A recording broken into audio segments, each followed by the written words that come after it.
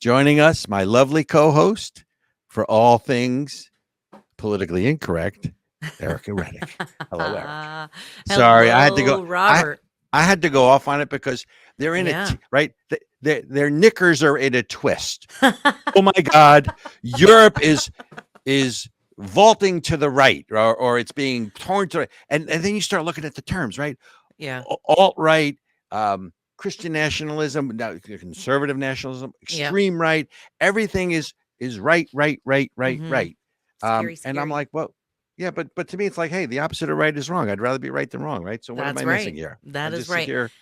Well, first of all, I was listening to the news the other day about all the European nations basically kind of moving conservative. And I thought back to an episode we did a while ago where you were talking about how all of you, it's not just our election year, that all of Europe, all these places around the world are also having elections.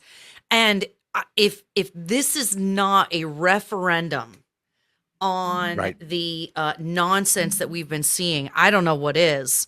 And I was nervous when we talked about it in that episode, and now I'm excited. Well, look, we're not out of the woods yet. I think, and I want to say it was the movie Network where he says, I'm mad as hell and I'm not going to take it anymore. Right. I think that's what you're seeing in these various countries. Right. Yep. Because these policies of open borders, how's that working for you? Right. Borders, language, culture. We're talking about nationalism. Pride of country means that you're allowed to define your borders and you're allowed to define who comes in and who is. And America's allowed to define what it is to be an American, not some elite institution, and certainly not the EU. That's right. Because who's pushing this, and they have for the last 15 years. And look, the EU is not going to lose, or the European Parliament, right, is not going to lose the majority of these so-called centrists. They're not really centrists. They're just centrist because they call themselves centrist, and the media who's in the tank with them calls them a centrist. So I have here a political article, right? The labels are amazing to me, right? So in referencing what's happening in Germany, they say across the Rhine, the far right alternative German party, whose lead candidate recently told an Italian newspaper there were good people to be found among the Nazi SS troops. Now, who does that sound like? What other Donald Trump? Good people on both sides. Right. So it's the same ploy that they use. And look, maybe this guy said it or not. The thing I'm taken back with, because to me, there's such a failure of journalism in all of this to report the news. So Congressman Byron Donalds was recently on some MSNBC show, whatever Reverend Al Sharpton, is the host of the show. And Donalds had come out before and made a reference to the Jim Crow era, right? With slavery and post-slavery, where blacks in the country really, struggled for civil rights, and it was really, it was a horrible time, if you were a Black American. But one of the comments that he made was that at least during the Jim Crow era, Black families were together and they weren't fatherless, right? As is much more the case today. And again, it's the Charlottesville comment. It's the one about the Nazis. And so they are roasting him, saying, you're saying the Jim Crow era was better for Black people. He's like, that's not what I'm saying. I'm just saying, it's such a distortion of what he said. No. It's intentional misinterpretation. It's an intentional misinterpretation because what they want to do is they want to demagogue and demonize and divide. But see, that's the thing is, I that can't just be a misinterpretation. Like, you are intentionally lying to the American people about what this man said. No reasonable person, because I went back and listened to it. I heard the comments, and then I found the clip of the whole conversation of what he said. And I'm like, you have to be so dishonest, and you have to be such a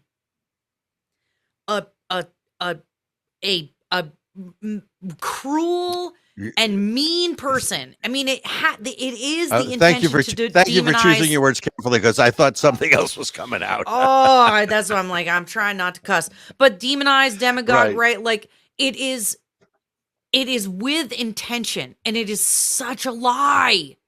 Yeah, but Oh, what Sharpton did is an egregious example, but a transparent example of cherry picking. It's what most of the yes. journalists do, but it's the insidious stuff that you see as not only the country but the world. Look, there's this rising populism, and you're going to return to the nation state. And by the way, there's an old expression that good fences make for good neighbors. Mm-hmm. Right? Yeah. That doesn't mean that screw your neighbor and I don't like you. It means there has to be boundaries. There has to be. I mean, and by the way, if you go through therapy and all those other lovely things, they're going to tell you that establishing boundaries in one's life between relationships is important for mental health. But so you can have boundaries there. You can have boundaries if you live in Hollywood and you're in a gated community. You can have boundaries if you're in the White House. But God forbid our country has boundaries, right? But it even extends to this insidious stuff. So again, this is a political article. It says, as Europe votes, a populist wave surges. But then they go on to say things like, where is it? There's a couple great lines here. In recent day, far right parties have been showing startling strength at the polls. And there's a variety of other references here to far right or alt right, or without any justification. And people accept this crap because anything, look, it's no different than January 6th, which we'll talk about the Pelosi video. Did you see the Pelosi video? That's all over the internet. Talk about misinterpretation of words being said. The spin in the interview on, I think it was MSNBC after, I was just like, bruh, come on. Wait, did you see, back up. Did you see the video that's all over the internet? Yes. Okay. Of Nancy basically admitting that January 6th was her fault. Well, the fact that there wasn't security there, right? Correct. Okay. Yep. I'm sorry. YouTube. Okay. Let me fix it. Let me be clear. Nancy Pelosi said in the video. You're going to get us another strike? I am. Oh my God. I'm going to get us kicked off of YouTube. Okay. Well, two things come to mind to that. Okay. Number one, the January 6th committee never aired that video. That's right. Again, cherry picking to the public what they see to try to control public opinion. Number two, I have never seen a rapid response team function as well as her. She was on MSNBC on warp speed when that damaging video came out. Wild. But why didn't, again, look, politicians are politicians, but it is the failure of journalism to not report the facts or only report partial facts or to cherry pick things based on their ideological bias. That makes me crazy when you read this. And, I mean, we've touched on so many things so quickly in this segment, but Robert, who's the guy we were just talking about him? He's married to the woman who is James Carville and Mary Madeline. James Carville literally came out and said, it is okay to not be honest in journalism right now because things are so dangerous. And, Trump is such a danger to democracy. I'm like, bruh, you're literally saying it's okay to lie by omission if you're a journalist because things are so dire right now. That is such a dangerous precedent to set. I wrote an article some years ago called An Honest Broker. And it really went after the press, not calling fake news, but to say this was the Fourth Estate was a sacred obligation going back to Edward R. Murrow, right? The father of modern journalism, to report the facts and let us figure out what we believe and what we feel based on the facts. And right now, all you really get is not only opinion journalism, you get ideologically decided journalism. And look, some of it is the fault of the listeners because we now have. Am I there? Can you hear me? Yeah, I can hear you. Just keep going. Just keep going. You know what? I'm like the Energizer Bunny. Hey, going and going and going. But we now have designer news, right? Where we get news in the echo chamber only of that which of our choice that reinforces what we already believe. right? So everyone from Stephanopoulos to, I forget the new woman on Meet the Press, I forget her name, to even Chris Wallace. I mean, it's this gotcha journalism, and the concept of journalistic integrity is so hard to come by. So Eli Honig, who is a reporter at CNN, put out that editorial about the Trump trial in New York and why it was such a farce, basically, and why it was such a travesty of justice. And he got castigated on the left because how dare he not preach the religion that Trump is bad. It's okay if you break all the rules just to get Trump. It's amazing to me. But I mean, I wanted to come back to this though, because it's the concept of nationalism that I think is the important thing to understand. And we can, kvetch about the, lack of journalistic integrity all day long. They ain't going to change at this point. No, right? definitely They are who they are. But you have to understand. But what do you think about this rise in nationalism? This, not just in this country, but you're now seeing it really take hold, certainly in Europe and even in South America. Not quite in Asia yet, but what do you think? Human beings have to have a sense of belonging. It's one of the things that is inherent in our nature, to really thrive, a community, a sense of belonging. And like it or not, our country is our community on a macro level, right? Like you have your family, then you have your town, your city, your state, whatever.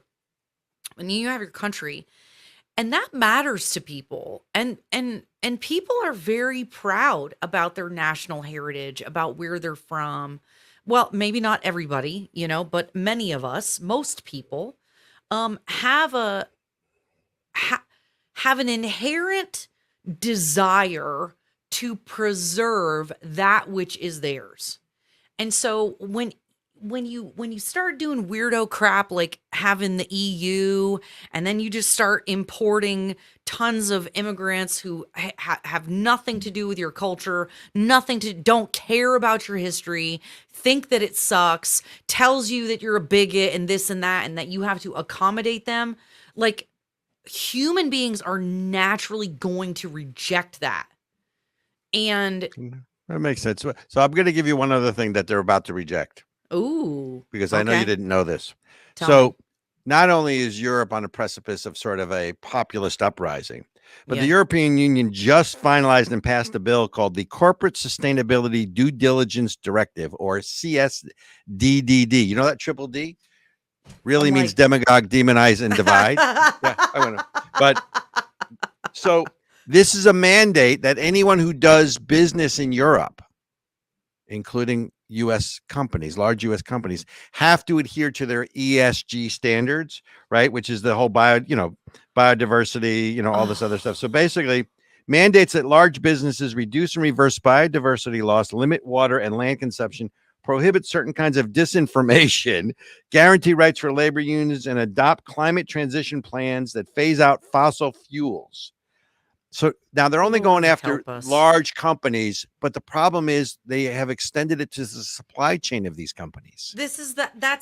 Oh God. Oh. Which means that, like, the farmer who gives potatoes to McDonald's, which is what the article references, has to also show they're in compliance. So you're now and the reason I bring this up is because America doesn't know about this, but the citizens of Europe do. That's one of the reasons they're up in arms, is all this crap. It's bad enough that multiculturalism is this failed experiment.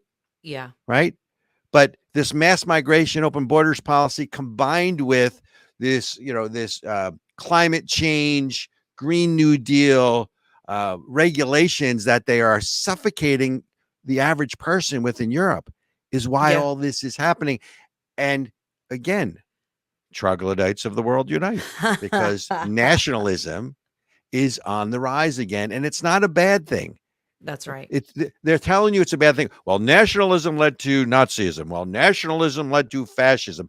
Well, that's true. Anything in its extreme leads to probably not a good outcome. Right? Nationalism, but no. Nazism is called National Socialism. That's the full name, National Socialist Party, right? Yeah, but So the nationalism point, also saved Europe because it was a right? national pride in America that drove us Exactly. to defeat them. Right. I'm sorry I interrupted you, Robert. That's okay. It just drives me insane. So anyway, the return of the nation state and the rise of nationalism.